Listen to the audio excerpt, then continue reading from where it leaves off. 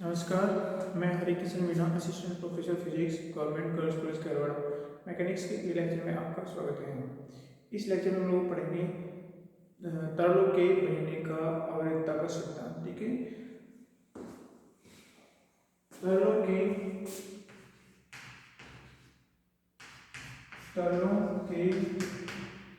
बहने के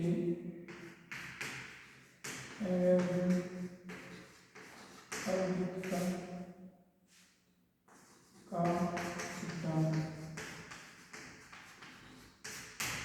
ठीक है, principle of continuity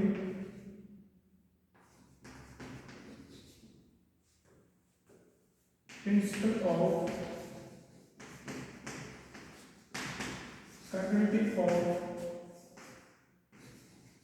flow of liquid।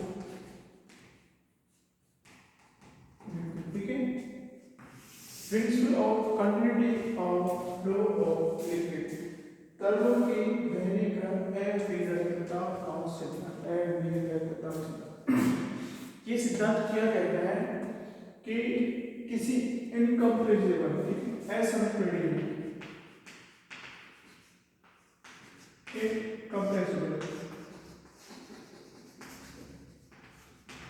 Incompressible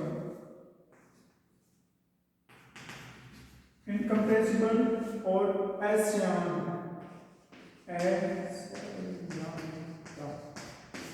ठीक है, नॉन विस्कस।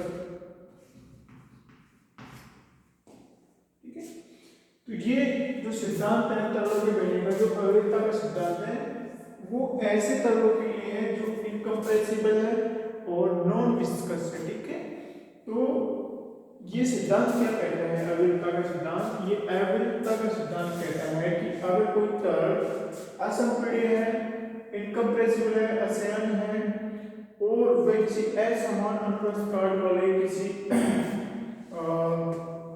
वस्तु से प्रवाहित हो रहा है या पाइप से प्रवाहित हो रहा है, तो उसके किसी बिंदु पर, किन्हीं दो बिंदु पर या किसी भी बिंदु पर उसके अंतस्थ काट का क्षेत्रफल और उसके जो प्रवाहित होने का जो वेग है उसका गुणांक क्या होता है? नियतांक होता है। ठीक है, जैसे हमारे पास में ये समान अंतस्थ काट वाली ये नली है। ठीक है, ये हमारी अंतस्थ काट वाली नली है।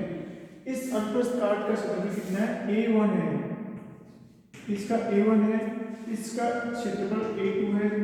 यहाँ पे प्रवाहित होने वाले द्रव का वेग V1 है, यहाँ पे प्रवाहित होने वाले द्रव का वेग है V2 है। तो ये जो अविरतता का सिद्धांत कहता है कि A1 V1 is equal to A2 V2, this is equal to नियतांक। ठीक है, ये क्या है? ये नियतांक है। अब हम लोग क्या करेंगे? इस सिद्धांत को प्रूव करेंगे कि ये सही है कि नहीं। ठीक, हम लोग क्या मानते हैं? हम लोग मानते हैं कि यहाँ पे कोई कोई क्षेत्रफल dA1 है। ठीक है, यहाँ पे कोई क्षेत्रफल क्या है? dA1। यहाँ पे कोई क्षेत्रफल, काट क्षेत्रफल क्या है? dA1 है। ठीक है, और यहाँ पे वेग V1 है। ओके, यहाँ पे भी कोई काट क्षेत्रफल क्या है? ये काट क्षेत्रफल है dA2 है, और यहाँ पे वेग क्या है?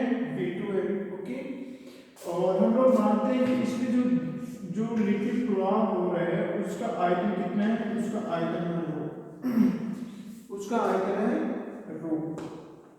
ठीक है, उसका घनत्व, इस लिक्विड का घनत्व क्या है? रो है। तो हम लोग क्या करेंगे?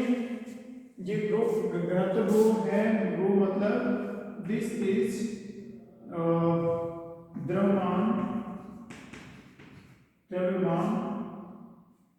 डिवाइडेड बाय आयतन। ठीक है, अगर इसमें प्रवाहित होने वाले जो द्रव है, इस नली के अंदर जो द्रव है उसका द्रव्यमान को m, फॉर एग्जांपल m द्रव्यमान हो। ठीक है, और m द्रव्यमान हो और इसका पूरे का आयतन v हो, तो ये हमारा रो हो जाएगा। ठीक है, अब हम लोग क्या करेंगे?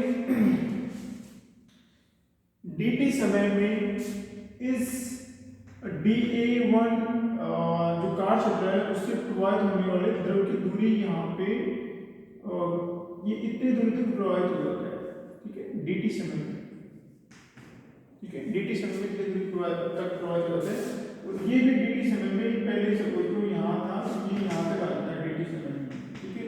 तो अब हम लोग क्या करेंगे, इस dt समय में इस एकांक क्षेत्रफल से कितना द्रव प्रवाहित हो गया और इस एकांक समय में dt समय में इस काट क्षेत्र से dA2 से कितना द्रव प्रवाहित हो गया, ठीक है, उसकी कैलकुलेशन करेंगे। तो dA1 है क्षेत्रफल, dA1 है क्षेत्रफल, इससे कितना द्रव प्रवाहित होगा, वो द्रव हमारे पास, उसका द्रव्यमान हम लोग निकालेंगे। आयतन कितना है उसका, क्षेत्रफल तो ये है हमारे पास में, multiply by V1 multiply by dt, ठीक है।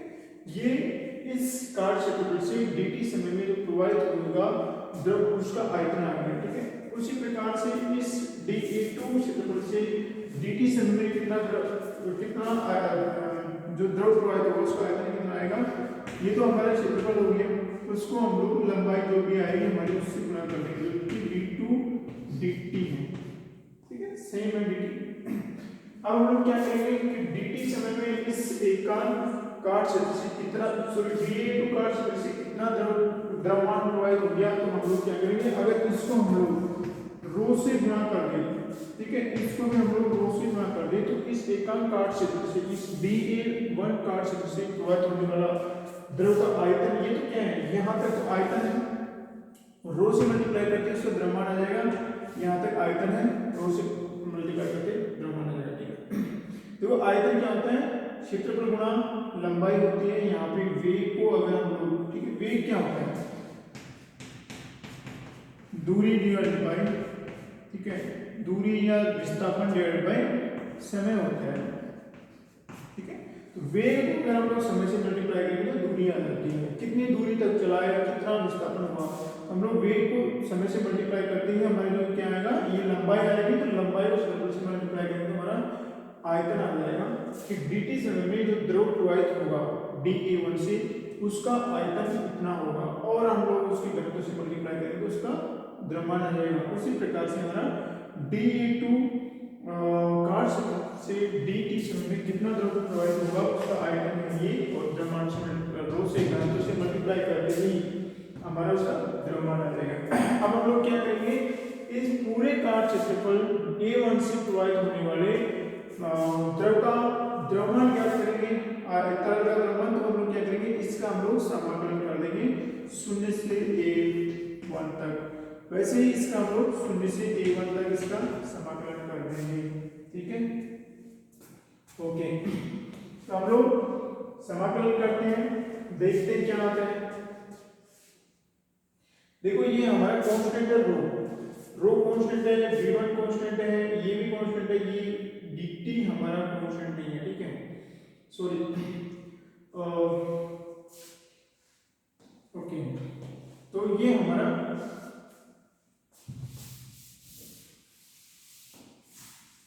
इससे हम लोग निकाल सकते हैं हमारा, यहाँ पे हमारा देखो जो समाकलन करते हैं हम लोग A1 के लिए करते हैं, dt समय में हम लोग क्या है कांस्टेंट लिया है कि हमने dt समय में निकाला है कि dt समय में इससे इतना द्रव प्रवाहित हो रहा है, तो पूरे इस काट क्षेत्र से कितने द्रव्यमान प्रवाहित होगा, उसी प्रकार से इसमें है। तो देखो हमारे लिए ये रो dt और v1 सब कांस्टेंट है, सिर्फ A1 कांस्टेंट नहीं है, तो हमारे पास में जो आएगा वो क्या आएगा, v1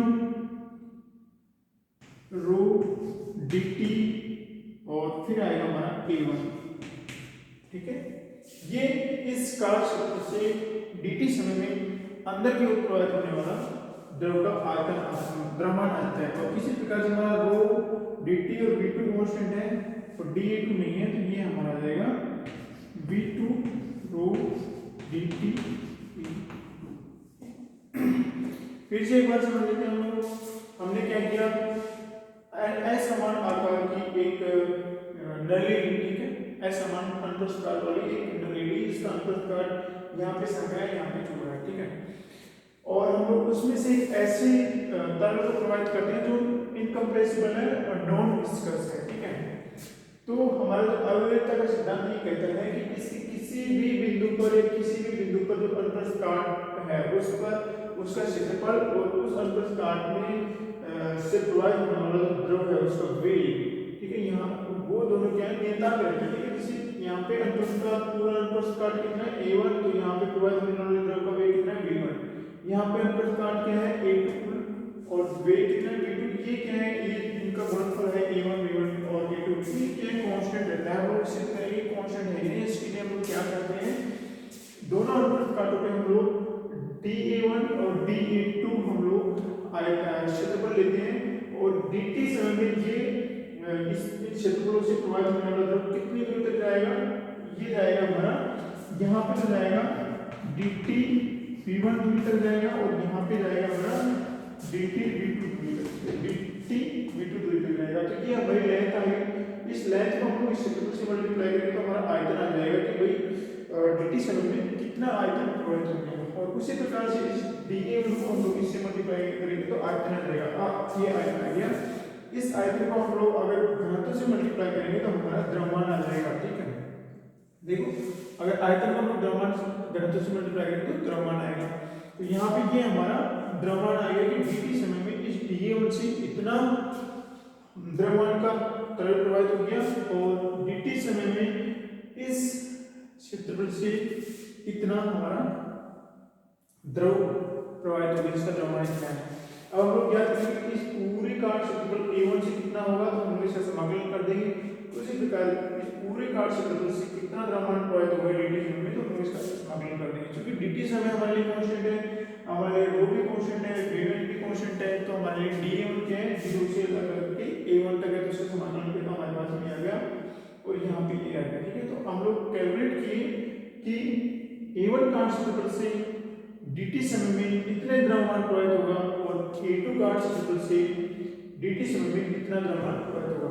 अब हम देखते हैं क्योंकि नली के अंदर ना तो द्रव का उत्पादन हो रहा है ना ही उसका विनाश हो रहा है, ठीक है। तो इसको कहेंगे कि द्रव की जो संरक्षण का नियम है द्रव्यमान संरक्षण, ठीक है। मास कंजर्वेशन, द्रव्यमान को न तो यहाँ उत्पन्न किया जा रहा है ना ही इसको नष्ट किया जा रहा है, क्योंकि इधर से आ रहा है और इधर से बाहर निकल रहा है। इसका मतलब है कि जितना इस क्षेत्रफल से द्रव अंदर जाएगा उतने द्रव को बाहर ही निकलना पड़ेगा, अदरवाइज इसके अंदर क्या होगा, इसके अंदर दाब बढ़ता जाएगा, ठीक है, प्रेशर बढ़ता जाएगा और कितना बढ़ेगा, नली फट जाएगी, ओके। उस स्थिति पे हम लोग जाते नहीं है, हम लोग मानते हैं कि फ्लो है हमारा, वो क्या है, धारा रेखीय प्रवाह है। तो हम लोग क्या करेंगे, ऐसे कंडीशन में हमारा द्रव का जो अविनाशी सिद्धांत है वो ये कहता है कि जितना द्रव इसके अंदर गया है उतना द्रव इसके बाहर जाएगा। दैट इज m, अगर ये m1 है, दिस इज m1 और दिस इज m2, ठीक है। तो m1 इक्वल टू m2 होना ही चाहिए, m1 तो m2 के बराबर ही होगा, अदरवाइज m1 m2 के बराबर नहीं है। इसका मतलब है कि इसकी नली के अंदर यदि द्रव कहीं से उत्पन्न हो रहा है, अर्थात यहाँ से आने का अलावा और से भी इसमें जनरेट हो रहा है, या इसमें विनाश हो रहा है, या कहीं छेद हो रहा है, निकल रहा है, या कहीं छेद से अंदर जा रहा है, ठीक है, वो सब कुछ नहीं हो रहा है। तो द्रव के अविनाशी सिद्धांत से क्या होगा कि दोनों द्रव्यमान बराबर होंगे, तो हम उन दोनों को बराबर कर देते हैं। तो v1 rho dt a1 must be equal to v2 rho dt a2, ठीक है। तो हमारा ये rho dt है, ये rho dt से rho dt कैंसिल होने के पश्चात क्या आएगा, v1 a1 this is equal to v2 a2, ठीक है। इसको हम लोग ठीक से अरेंज करें तो हमारा ये क्या आएगा, a1 v1 equal to a2 तो हमारा ये प्रूव हो गया कि अगर अनुप्रस्थ असमान अनुप्रस्थ काट वाली नली से इनकम्प्रेसिबल नॉन विस्कस तरल प्रवाहित हो रहा है, तो इसके किसी बिंदु पर जो अनुप्रस्थ काट होगा उसका उस बिंदु पर जो तरल का वेग है उससे मल्टीप्लाई किया हुआ है, कांस्टेंट रहता है, ठीक है। हमने प्रूव कर दिया। तो ये है हो गया हमारा principal of continuity of flow of viscous. Lecture देखने के लिए शुक्रिया, थैंक यू।